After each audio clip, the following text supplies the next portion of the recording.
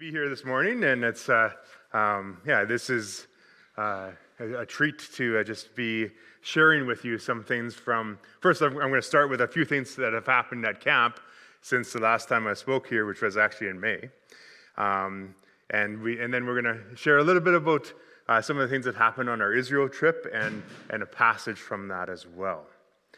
So let's see here, play. There we go.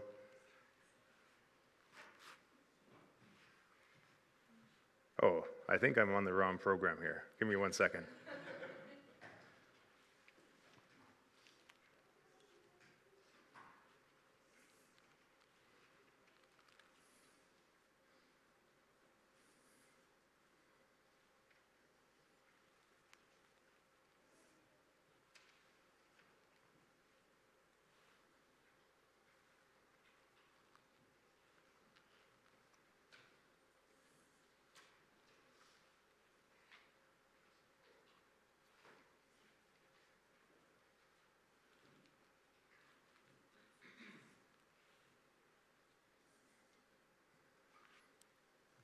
There we go. So one of the things that we had at the camp is we started using our hayloft. And it was, so for the first time in many years, we had a hayloft that was used for the programming. In the past, in the 1950s and 60s, people slept in the hayloft. And so some people may remember sleeping in the hayloft. Now we have a worship service in the hayloft at the end of the week. And we had some prayer time, and we had some singing. And one of the cool things was that all the campers and staff were prayed over during that time. And it led to many tears and many joys, and just that connection and a great spiritual experience. And it gave campers and staff something to reflect on as they left camp the next day.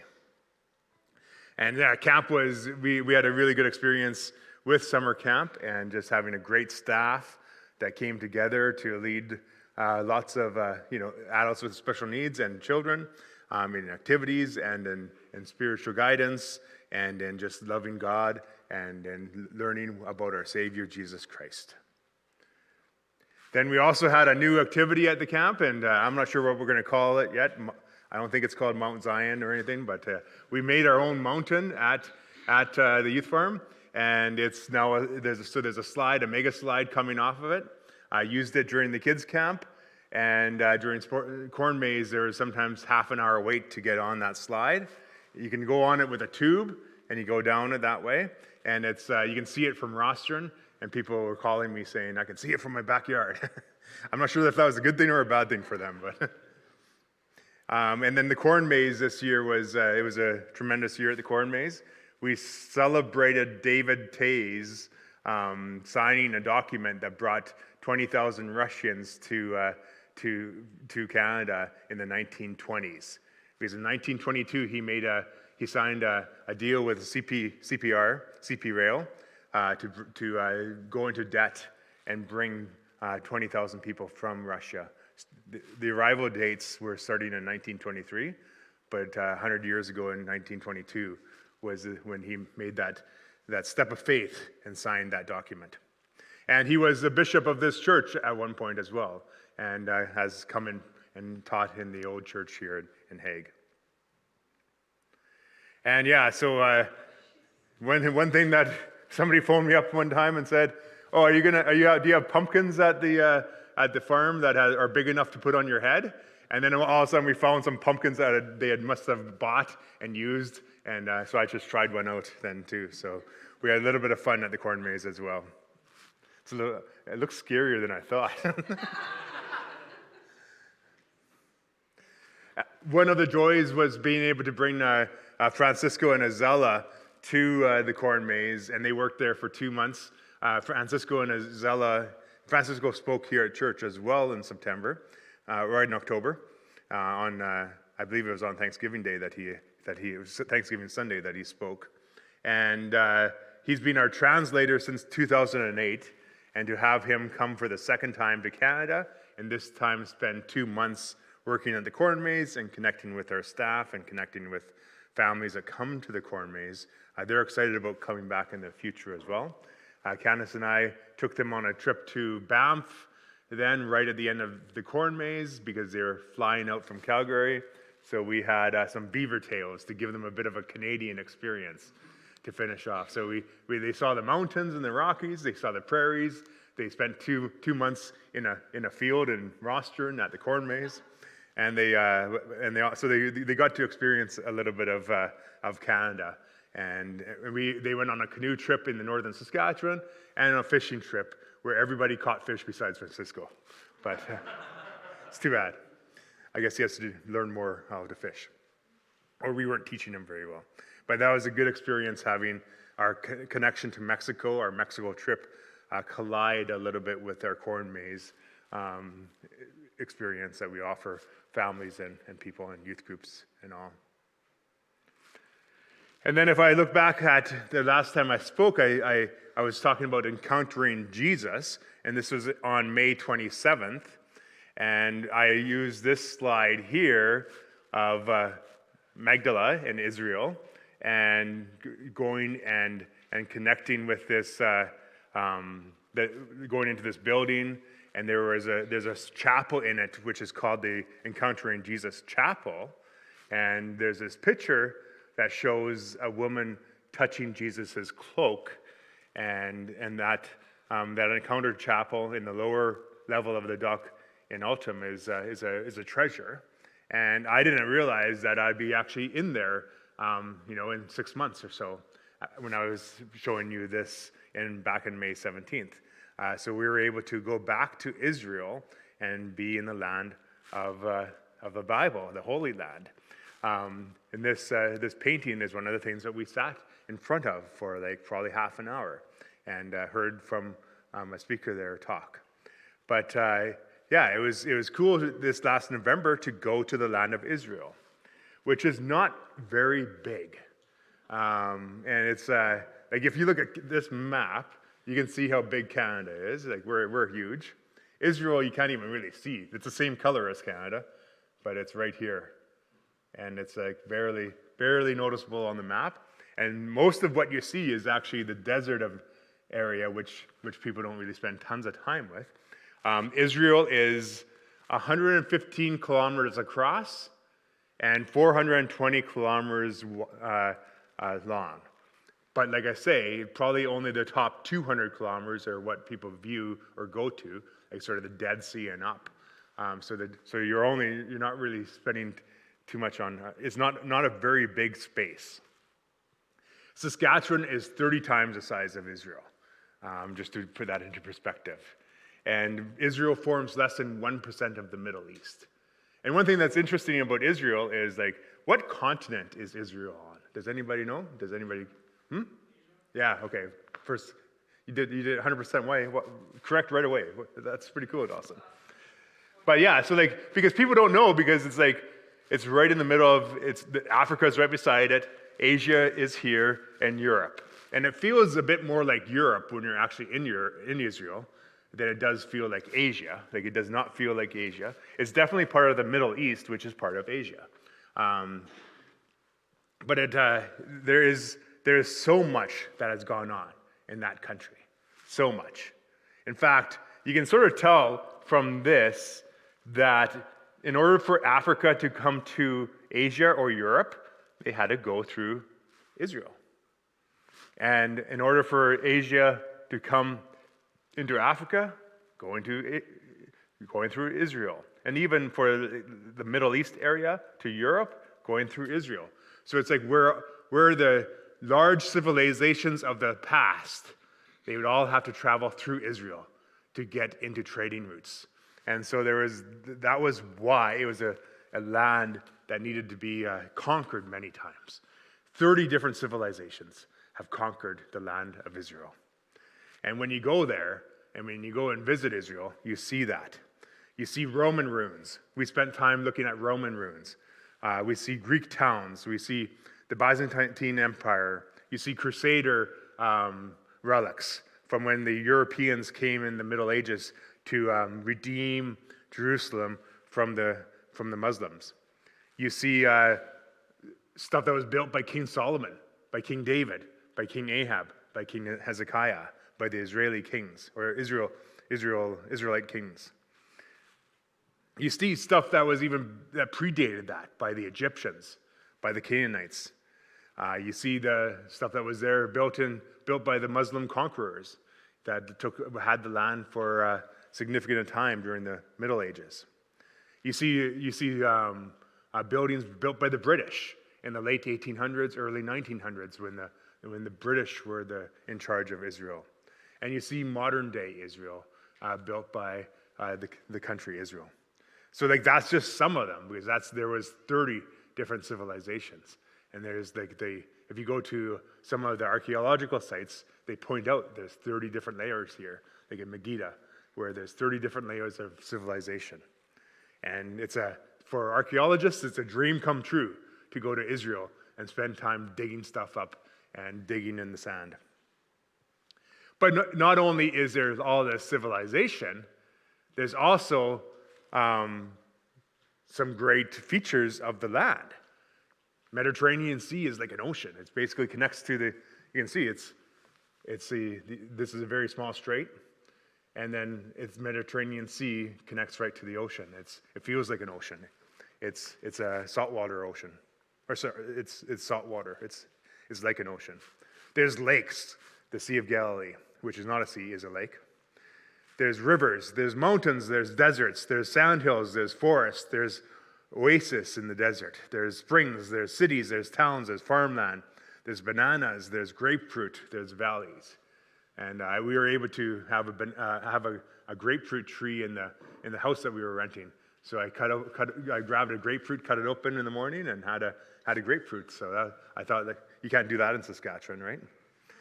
But in Saskatchewan, we have forest, farmland, and cities and towns, lakes and rivers. In Israel, in that small little area, they have much more different, diverse types of land. And they have a desert that's unbelievable, hills that are unbelievable, mountains, the ocean, everything is there in Israel. So it's a significant religious site especially for the people from the Abrahamic faiths, for Christians, for Jews, for Muslims, for the Baha'i faith, and for Druze. So that's 54% of the people in this world have a faith that goes back to Israel. 4 billion people, all tied up in 22,000 square kilometers. So it's a powerful place that when you settle into it, it's amazing to see. And this is one of the reasons I go, is to sit at the Sea of Galilee. And this is the Sea of Galilee by Magdala. And just to be there where Jesus performed so many miracles. Most of the miracles of Jesus happened close to the Sea of Galilee. Like 80% of the miracles happened either on the Sea of Galilee or close to the Sea of Galilee. A small little lake in that small little country, a region that's, even in that country, that region, that region of Galilee was not, the people in Jerusalem thought of themselves as much higher, much more important than the people of the Galilee area. But that's where Jesus sought to be, and that's where so many of the stories of the New Testament come from. And it's a powerful place to be. It's great to be there. So this is when our first day is just being at that place. And then we went a little bit farther up north, and this is close to Tabgha. It's where Jesus called the first disciples, and where Jesus asked Peter if he loved him. Do you love me? And he started his beginning ministry there, and he ended the book of John there. And this is one of the things about having a small group in Israel is you can all of a sudden just join other groups and they don't notice, right? So this is Adam Brown he's actually from Dubai. He's a teacher in the seminary in Dubai, one of the only seminaries in the Middle East outside of Israel. And he used to be from Canada. He was a pastor in north of Toronto before he went to Dubai to be a seminary prof. And so we heard him speaking a little bit on how this was a place where Jesus called his disciples. Because this is a place of 7 springs. So there's 7 springs coming into the Sea of Galilee, feeding it. And those springs are warmer. And they cause algae to grow in that sea.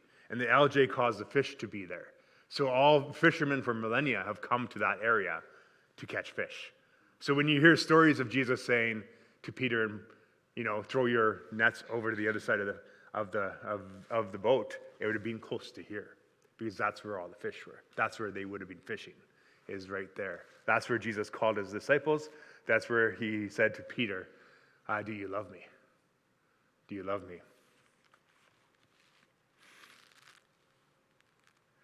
So Adam Brown is it was interesting to connect with him and to learn that I thought he was an American pastor because he sort of acted like an American pastor. So I said, so are you an American pastor? And he's like, no, I'm from Dubai. And I used to be Canadian. But their aim is to see communities throughout the Middle East be transformed by the gospel of Jesus Christ. And their seminary is training church planters and lay leaders to increase churches in the Middle East, South Asia, and East Asia and Africa. So it was neat to connect with him, and that's one thing that you do in Israel, is you can connect with other Christians from all over the world. Christiane, who came along with us, who is now she's in Mexico visiting her family. She's been learning Portuguese so that she can go to Brazil for a little bit. And there was so many Brazilian groups, and anytime she saw one, she would just run after them and join them for a little bit. So that's one of the things is as we were there, we were able to connect with so many different people from all over the world that are Christians. One of the cool things about going to Israel, especially the Sea of Galilee area, because it's mainly Christian tourism around the Sea of Galilee area. And then right after the next morning, we went to Capernaum, and there is Jacob, one of our interns, leading a bit of a study for the morning on a psalm, and he's doing it right on the Sea of Galilee, right by Capernaum. And so that's another thing that's cool, is having Bible studies right at the sites of where things happen. And Capernaum is the town of Jesus.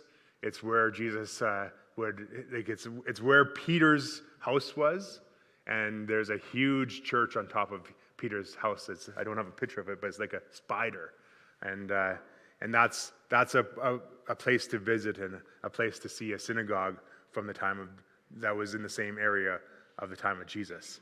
And you can read passages too about how Jesus taught at that synagogue. And if you go to the Sea of Galilee, you have to go on a boat, because it's like, why wouldn't you go on a boat on the Sea of Galilee, right? And hear about the story of Jesus walking on water.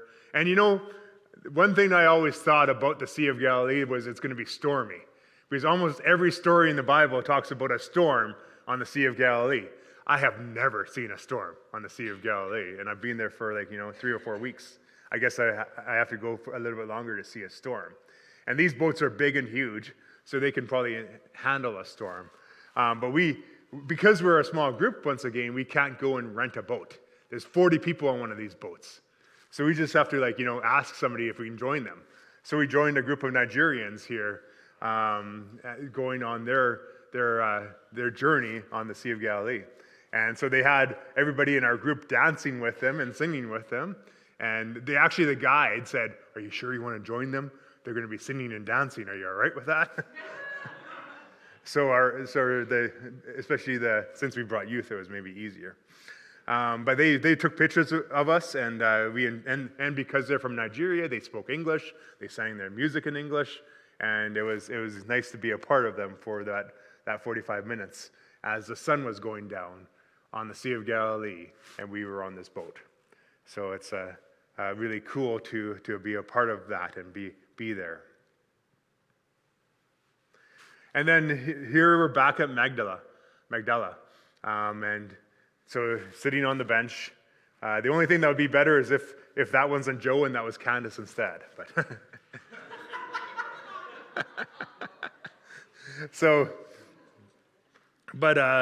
but yeah, sitting there, that's our first day, and just came to that spot. And every time I go to Magdala, there's something that happens. There's something neat that happens. The first time we were toured by a Pentecostal pastor from Australia, and just gave us an amazing tour of the site. And it was you were on that, Michael. Do you remember that, or were you with us when we went? Or yeah. And so it was a neat experience, and we spent probably 2 hours there. The next time we went with Candace and Cassidy, we met Father Kelly. He's like a Catholic priest that acts like an evangelical, and if he's speaking, you'd think that he was an evangelical. And he has a huge following of Southern Baptists in the States that have gone on tours and then have followed him on Facebook. So he preaches every morning as the sun rises and every night as the sun down on Facebook Live. And so I was just wondering what would happen this time. And we saw the sites, we saw the synagogue, we saw the Delcot Altum, the big church that I pointed out earlier, and we were just sitting on the Sea of Galilee, and then all of a sudden, Father Cully comes and walks right in front of us, and he's getting taught how to what's this called again? Paddleboarding, standing up, and he's being taught by somebody from Hawaii, and. So this guy actually, he's been at Cape and Ray in Thetis Island and knows a lot of people that some of our staff knew who were at Thetis Island. So it's always neat to have those connections. He knew one of the camp directors that I knew, so he took a picture of me to send to that camp director. And Father Kelly said, give me a little bit of time to learn this, and then I'll tour you through Magdala again. And so we enjoyed that experience and went on a 1-hour tour with him. And then at the end, we met some people that were Canadians as well. And that was Paul and a couple other guys. Paul's from British Columbia. He grew up in Manitoba, and he has land in Blaine Lake and so he was pretty excited to meet a group from Saskatchewan. And he comes every summer to work on his land by Blaine Lake. He's wanting to start a Christian community there. And he said, you got to come to church with me tomorrow. And so we went to a Messianic Jewish church, or a congregation. They're not called churches. And then he said, you got to, again, and I got tons of texts from him saying, you got to let me take you here. It's I think you have us planned out for the next week. But he toured us that afternoon. Sites that we hadn't seen in and around Tiberias and on the other side of the Sea of Galilee. So it was neat having that luxury of just having a small group so we could change our plans midstream and connect with Paul and go with him. So this all happened it started at Magdala, and it was something cool that we experienced. There we are at a theater, a Roman theater, right at Tiberias that hardly anybody sees because it's just hidden in the city of Tiberias. That's our group. That's the 6 of us: Jacob, Cassidy, myself, Christiane, Joe, and Alicia. And then we ended up going to Hippus. It's a new site. Well, it's a newly found site. It's a Roman city that is on top of a hill by the Sea of Galilee. People think that it was probably the city on the hill.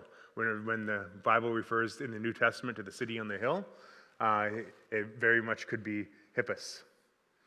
And it's one of the Decapolis, the 10 Greek cities that are in that area. And there's a lot of pottery shards.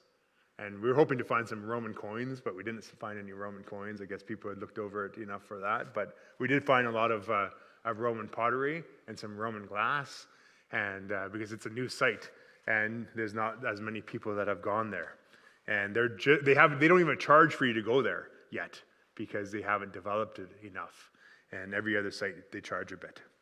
So it was neat to be on that site overlooking the Sea of Galilee. It's on the eastern side of the Sea of Galilee. During the time of Jesus, the eastern side of the Sea of Galilee would have been in that territory of the Decapolis Gentiles. Greek cities that were under Roman governance. Greek cities that were big enough to say, okay, we'll take care of ourselves and we'll just give a little bit of tax to Rome and then we'll have our way of life. And there was, so they had their own centers. It's the 10 cities that formed this Decapolis. It would have been started in about 65 BC, so 65 years or 61 years before Jesus' birth. They answered directly to the Roman governor. They even had their own coins. So that's why I was hoping to find a coin, because I thought that would be cool. And then I went and talked to somebody in Jerusalem, and they're like $200 for this cheap little coin. So, but sometime I'll maybe grab a coin, a denarius. Love to have a Roman denarius. And just so you know where this is located, these are the 10 cities. Gerasenes. So we hear in the Bible about the story about the Gerasenes, which we're going to talk about in just a sec. Many thought that was a capital city. So when you're talking about the area of the Gerasenes, you're talking about this whole area here, with Hippus being the closest city, and right on the Sea of Galilee. And that's where we're standing, right there. And then we went farther down, closer to the sea, off of the mountain, off the hill, closer to the Sea of Galilee, and we shared a story. And this is the story that we read. As evening came, Jesus said to his disciples, "Let's cross to the other side of the lake." So they were on the other side of the lake, somewhere over here, and they were crossing to this area. So they took Jesus in the boat and started out, leaving the crowds behind, although other boats followed. So they couldn't leave all the crowds behind. Some people jumped into boats and followed Jesus because they were wanting to be around him. He was important to them. But soon a fierce storm came up. High waves were breaking into the boat, and it began to fill with water. Jesus was sleeping at the back of the boat with his head on a cushion. The disciples woke him up, shouting, "Teacher, don't you care that we're going to drown?" When Jesus woke up, he rebuked the wind and said to the waves, "Silence, be still." Suddenly the wind stopped, and there was a great calm. Then he asked them, "Why are you afraid? Do you still have no faith?" The disciples were absolutely terrified. "Who is this man?" they asked each other. "Even the wind and the waves obey him." So they arrive at the other side of the lake in the region of the Gerasenes.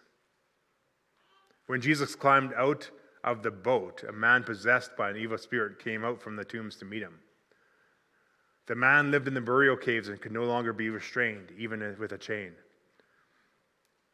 Wherever he was, put into chains and shackles, as he often was, he snapped the chains from his wrists and smashed the shackles. No one was strong enough to subdue him. Day and night he wandered among the burial caves and in the hills, howling and cutting himself with sharp stones. When Jesus was still some distance away, the man saw him, ran to him, and bowed low before him.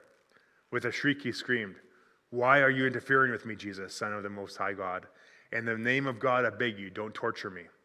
For Jesus had already said to the spirit, "Come out of the man, you evil spirit." Then Jesus demanded, "What is your name?" And he replied, "My name is Legion, because there are many of us inside this man." Then the evil spirits begged him again and again not to send them to some distant place. There happened to be a large herd of pigs feeding on the hillside nearby. "Send us into those pigs," the spirit begged. "Let us enter them." So Jesus gave them permission, and the evil spirits came out of the man and entered the pigs, and the entire herd of about 2,000 pigs plunged down the steep hillside and drowned in the water. The herdsmen fled to the nearby town and the surrounding countryside, spreading the news as they ran. People rushed out to see what happened. A crowd soon gathered around Jesus, and they saw the man who had been possessed by the demons. He was sitting there, fully clothed and perfectly sane, and they were all afraid. Then those who had seen what happened told others about the demon-possessed man and the pigs. And the crowd began pleading with Jesus to go away and leave them alone. As Jesus was getting into the boat, the man who had been demon-possessed begged to go with him. But Jesus said, "No, go home to your family and tell them everything the Lord has done for you and how merciful he has been." So the man started off to visit the 10 towns of that region and began to proclaim the great things that God had done for him. And everyone was amazed at what he told them. So this is the site that was most likely, or one of the sites where the pigs would have ran down the cliff into the Sea of Galilee. And just over on this side over here, you could see a flatter area that had tombs. And there was the gravesite, the cemetery was there. And there's another place called Kersey where some people say this happened too. So we're not exactly sure. But when we were here sitting at this site, a tour bus all of a sudden came by. Everybody jumped out and heard the same story that we just shared. And then they all jumped back in and they took off. So there's many people that believe this site is where it was. And it doesn't matter if it was exactly that site. We know it's within like a mile from there anyhow. And it's in the, and that's right close to Hippus. And so when that healed man from having those demons removed from him by Jesus, he then went to these 10 cities proclaiming the gospel.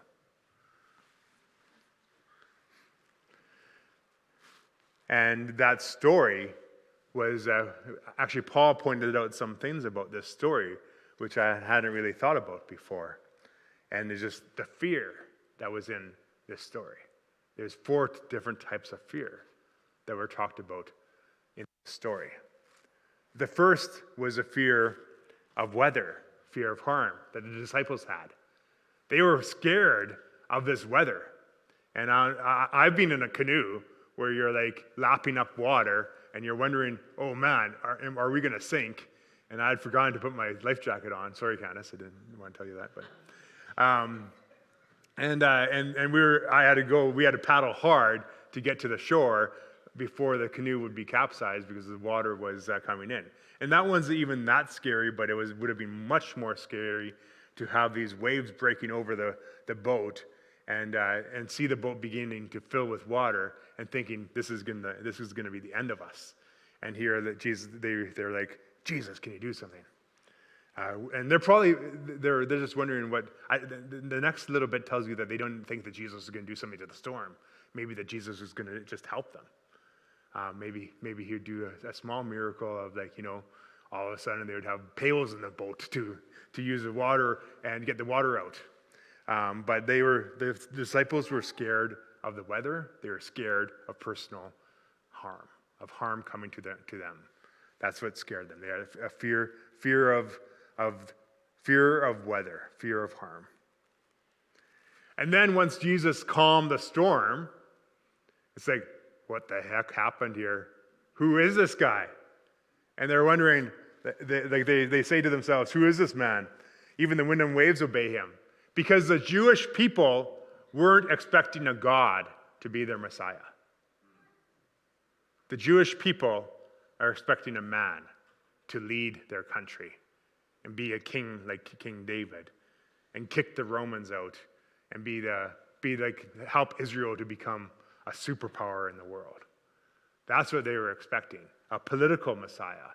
They weren't expecting a Messiah. And even his own disciples who thought he was a Messiah were challenged by what the heck? We're dealing with something bigger than just a man here. He can control the weather. So there was a fear of God, fear of the unknown, fear of the supernatural that came into that boat with those disciples. And this is early on in the time of in Jesus' ministry. This is at the beginning, towards the beginning of that first year of Jesus' ministry, when this story is taken. This is from Mark 4, 35 to 5, verse 20 is what I all read. So and it's from the book of Mark, early on in Jesus' life story. And so the disciples were first terrified from the weather, then terrified of God, terrified of the supernatural, terrified of the unknown. And then it was the demons' turn to be scared. They were like, "Why are you interfering with me, Jesus, Son of the Most High God?" They knew who Jesus is, and they had a fear of hell. They knew what was going to happen. They had a fear of the torture of hell, and the fear of the end of them, the spiritual end of them, and that's what they feared. And at the end, the last fear was the crowd begging and pleading for Jesus to go away and leave them alone, because they feared their economic failure. They saw 2,000 pigs, but they saw dollar signs entering the Sea of Galilee. And they're like, "Get him away from here." Like, we just don't want any more disruption to our economy. And we don't want to, we don't want Jesus around here. If this is what happens when he's here, we can handle, we don't want to lose money. We don't want to have the loss of livelihood. So the fear of loss of livelihood, fear of losing money. Those are 4 fears that happen in this story and are pointed out by this story. This Mark 4:35 to 5:20. And it's like fears that we have too. We fear harm. Sometimes we have an unhealthy fear of God, not knowing what's going to happen in our lives in the future. Sometimes we have a fear of hell. And sometimes we have a fear of like losing possessions and losing money. And it's interesting to watch the disciples in this, because eventually they got over their fears. And you see in the book of Acts, there was no fear. You see them like being willing to be persecuted for the name of Jesus. And a lot of that comes from because they no longer were just followers of Jesus. They became Christians, Christ in us. And it was pointed out to me at a camp conference that we were at right after this trip by Charles Price, that we're not really followers of Jesus. It was the disciples who were followers of Jesus, because Jesus was on earth and they could actually follow him. They could walk around and follow him, right? Well, can we walk around and follow Jesus? Jesus is not on earth as a man right now, but Jesus says he will leave and send Holy Spirit. So Christ is in us. It's not something to follow. I guess we could use those words and that terminology to say, okay, let's follow how Jesus lived. Let's follow that life. And there's a way for that, but really we're Christ in us is who we are, Christians. So in order to conquer some of these fears, we have to recognize Holy Spirit in us. And just as the disciples got over these fears, they no longer feared the weather. They no longer feared harm. They no longer feared persecution, and they didn't fear the supernatural, and they didn't fear God. They didn't fear economic problems. In fact, Peter and Paul said, "Silver and gold we do not have, but we'll give you a different gift," and they helped heal. But there was that lack of fear went away. And so it's all about going deeper than just following Jesus in us. And that's why we get the name Christians, Christ in us. That's where that word is from. And it's been used for 2,000 years, and sometimes it loses its power of Christ in us. We don't even realize what we're saying. It's just a group of people that follow this religion. That's not it. Christians are Christ in us. We have Christ in us. Invite Jesus into everything we do. Invite a Holy Trinity into our lives. The neat story about the Decapolis, that demonized man, when the demons left him, Jesus said, in the story that I read, the guy saying, "Hey, can I come with you? Can I come with you as disciples?" And Jesus said, No, stay here and go tell people what I've done. Well, the interesting thing is that's the first time in Mark that Jesus said to go tell people. Every other time, he was not saying to go tell people. He was saying, be quiet. Don't tell anybody. Don't share this. And it's interesting because all the other times he was talking with the Jews, the people of the people of the Hebrews, the people of Israel. And he didn't want them to tell anybody because it was not his time to go to the cross yet. And he knew the more and more it would get out, the closer it would be to persecution and the cross. But when he's in the Gentile region, he's telling this man to go and share the news with everyone. And that man did. He went and shared it to the 10 cities. And Jesus comes back later on, and there's a lot of believers around that area. And the Armenian church is actually like close by to that. They're just a little bit north of the Decapolis, and that's Armenia, the city, the country, and the region of Armenia.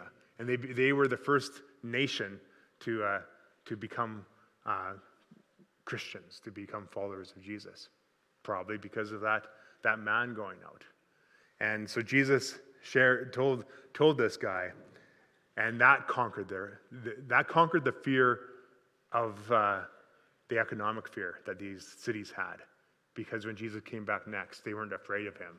They wanted to be taught more by him, because they became believers in him. So it's an interesting story, an interesting thing that points us to remembering to be with Christ. Spending time with Christ melts our fears. Spending time worshiping God takes away our anxiety. Spending time just resting and praying takes away that hurt in our lives, and can be the healing that we need. So take moments every day to do this throughout the day. Some people say 7 times a day: morning, midday, evening, afternoon, middle of night. Spend time with Jesus. Stop, rest, be with him. Worship him. Let us pray. God, thank you so much that you have come into the world and you have changed the world. We see this in stories from the Bible. This one man that was demonized became a missionary to the Gentiles. And those 10 cities in that area became followers of you and had Christ in them. Help us to recognize that we have you in us. Sometimes we forget about that in the midst of our days, in the midst of our fears. We forget that you are in us. Help us not to forget that. Help us to go to you instead and worship you in song. Devote ourselves to you in prayer. Walk with you on a daily basis. Help us to spend more time with you than with our devices or with our social media. Help us to spend time with you as you are in us. In Jesus' name I pray. Amen.